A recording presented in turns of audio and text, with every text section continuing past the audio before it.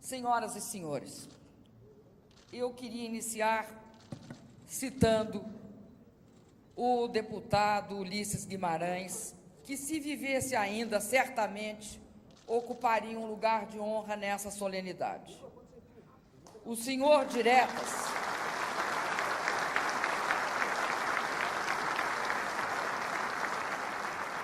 como aprendemos a reverenciá-lo, disse uma vez: a verdade não desaparece quando é eliminada a opinião dos que divergem. A verdade não mereceria este nome se morresse quando censurada. A verdade, de fato, não morre por ter sido escondida. Nas sombras, somos todos privados da verdade, mas não é justo que continuemos apartados dela à luz do dia. Embora saibamos que regimes de exceção sobrevivem pela interdição da verdade, temos o direito de esperar que, sob a democracia, a verdade, a memória e a história venham à superfície e se tornem conhecidas, sobretudo para as novas e as futuras gerações. A palavra verdade, na tradição grega ocidental, é exatamente o contrário da palavra esquecimento.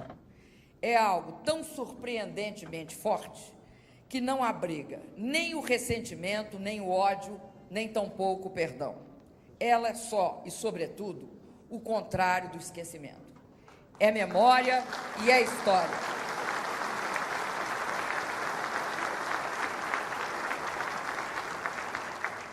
É a capacidade humana de contar o que aconteceu. Ao instalar a Comissão da Verdade, não nos move o revanchismo, o ódio ou o desejo de reescrever a história de uma forma diferente do que aconteceu, mas nos move a necessidade imperiosa de conhecê-la, em sua plenitude, sem ocultamentos, sem camuflagem, sem vetos e sem proibições. O que fazemos aqui, neste momento, é a celebração da transparência e da verdade de uma nação que vem trilhando o seu caminho na democracia, mas que ainda tem encontro marcado consigo mesma. Nesse sentido, e nesse sentido fundamental, essa é uma iniciativa do Estado brasileiro e não apenas uma ação de governo. Reitero hoje, celebramos aqui um ato de Estado. Por isso, muito me alegra estar acompanhada por todos os presidentes que me antecederam nestes 28 benditos anos.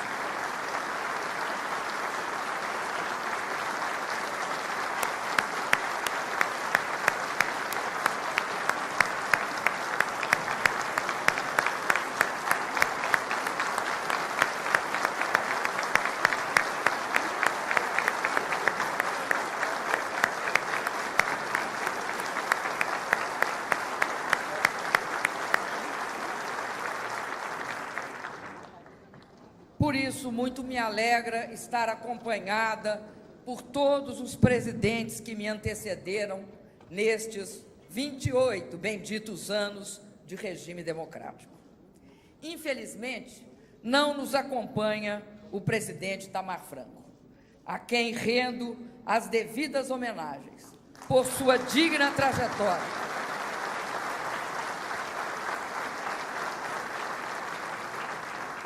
Por sua digna trajetória de luta pelas liberdades democráticas, assim como pelo zelo com que governou o Brasil sem qualquer concessão ao autoritarismo. Cada um de nós aqui presentes, ex-presidentes, ex-ministros, ministros, acadêmicos, juristas, militantes da causa democrática, parentes de mortos dos desaparecidos, e mesmo eu, uma presidenta, cada um de nós, repito, é igualmente responsável por esse momento histórico de celebração. Cada um de nós deu a sua contribuição para esse marco civilizatório, a Comissão da Verdade.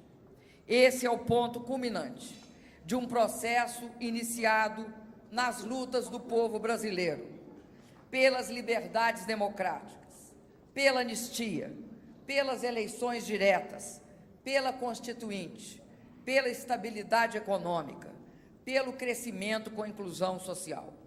Um processo construído passo a passo, durante cada um dos governos eleitos depois da ditadura.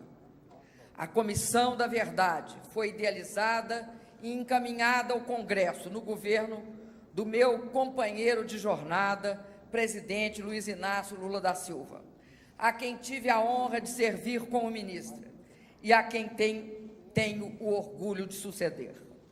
Mas ela tem sua origem também na lei da Comissão Especial sobre Mortos e Desaparecidos, aprovada em 1995, na gestão do presidente Fernando Henrique Cardoso. Naquela oportunidade, o Estado brasileiro reconheceu pela primeira vez a sua responsabilidade pelos mortos e desaparecidos sob sua custódia. Pelos mortos e desaparecidos sob sua custódia durante o regime autoritário. No entanto, é justo que se diga que o processo que resultou na Comissão da Verdade teve início ainda antes disso, durante o mandato do presidente Fernando Collor, quando foram abertos os arquivos do DOPS de São Paulo e do Rio de Janeiro, trazendo a público toneladas de documentos secretos que, enfim revelados, representaram um novo alento aos que buscavam informações sobre as vítimas da ditadura.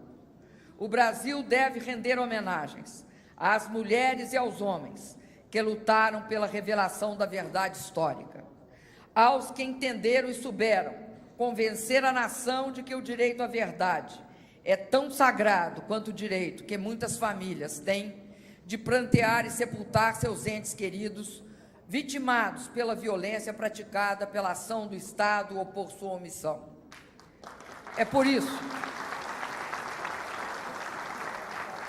É certamente por isso que estamos todos juntos aqui. O nosso encontro hoje, em momento tão importante para o país, é um privilégio propiciado pela democracia e pela convivência civilizada.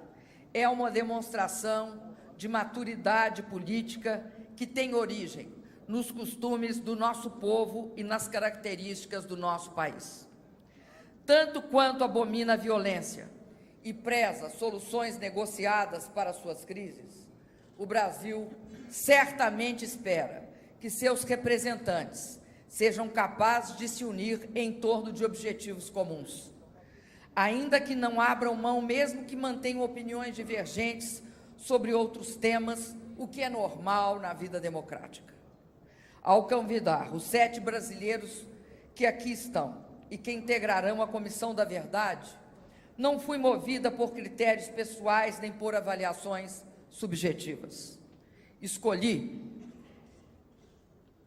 um grupo plural de cidadãos, de cidadãs, de reconhecida sabedoria e competência, sensatos e ponderados, preocupados com a justiça e o equilíbrio, e, acima de tudo, capazes de entender a dimensão do trabalho que vão executar.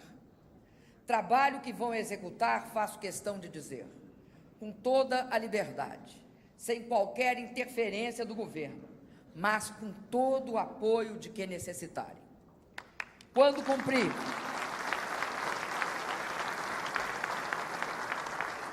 cumpri minha atribuição de nomear a Comissão da Verdade, convidei mulheres e homens com uma biografia de identificação com a democracia e aversão aos abusos do Estado.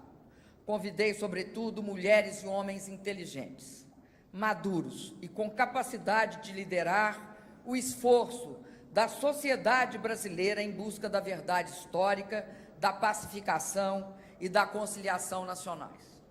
O país reconhecerá neste grupo, não tenho dúvida, brasileiros que se notabilizaram pelo espírito democrático e pela rejeição a confrontos inúteis ou gestos de revanchismo.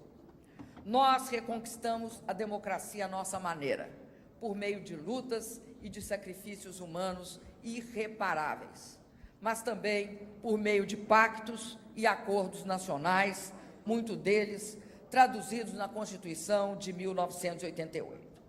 Assim como respeito e reverencio os que lutaram pela democracia, enfrentando bravamente a truculência ilegal do Estado, e nunca deixarei de enaltecer esses lutadores e lutadoras.